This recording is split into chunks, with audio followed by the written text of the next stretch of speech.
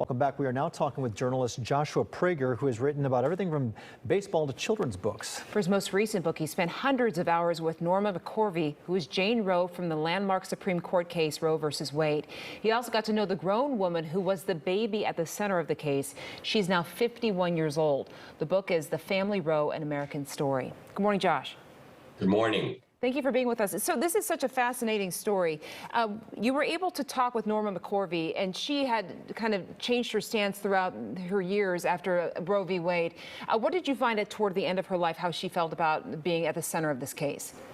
So you're right. She sort of obviously started on the pro-choice side, and then after becoming a born-again Christian, she became a pro-life advocate. The truth is, towards the end of her life, though, she really stepped away from Roe entirely, and in her private life, she confided to people that she actually believed that abortion ought to be legal through the first trimester of abortion. And so she was sort of somewhere right in the middle, much like so many Americans. So how much of her private life are you going to get into in this book here? You spent all this time talking with her. I imagine she opened up quite a bit. I go into everything. I reveal, for example, the fact that she had been a prostitute. People had not known that before. Sex was a big part of her life in many ways. It determined, obviously, the course of her life as a plaintiff in terms of Jane Roe, but she grew up in a very religious home where sex and religion seemed sort of incompatible, and that led to a lot of the choices that she made later in life. Her third child is now 51 years old, Shelley Thornton. She was the baby at the center of Roe v. Wade. She's never spoken publicly until now about being at the center of this, right?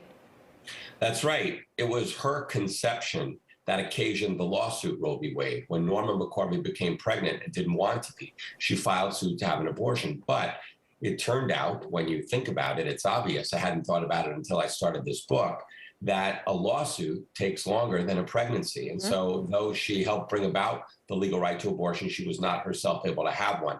I then, many years later, found that person who the pro-life side had always referred to as the Roe baby. And in my book, she told her story. And other children, as I understand, as well. Yeah, Norma was gay. She was forced to renounce her homosexuality when she became a born-again Christian and worked on the pro-life side. But she also had occasional affairs with men, and she had 3 children with 3 different men. And I found all 3 of those daughters and brought them together with their blessing. They had looked for each other, and I tell their stories in the book. I imagine that must be a complicated relationship. From what I understand, Shelley never really even established communication with her mother until shortly before she died. Is that right? Yeah, Norma decided that she wanted to find out who the Roe baby was in 1989.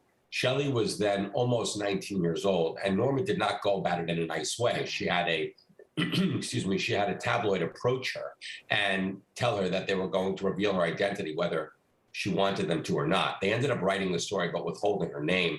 And when then Norma, Jane Roe that is, and her daughter Shelley had a conversation over the phone, it did not go well. It ended up culminating in sort of a horrible thing where Norma told her that she needed to thank her. Shelley said, "What for?" And Norma said, "For not aborting you." Obviously, setting aside the fact that Norma had wanted to have an abortion, that was a horrible thing to say. And they parted and never did come together, although Shelley found it within herself to feel for Norma and to imagine that it would be very difficult to have a life defined by Roe v. Wade.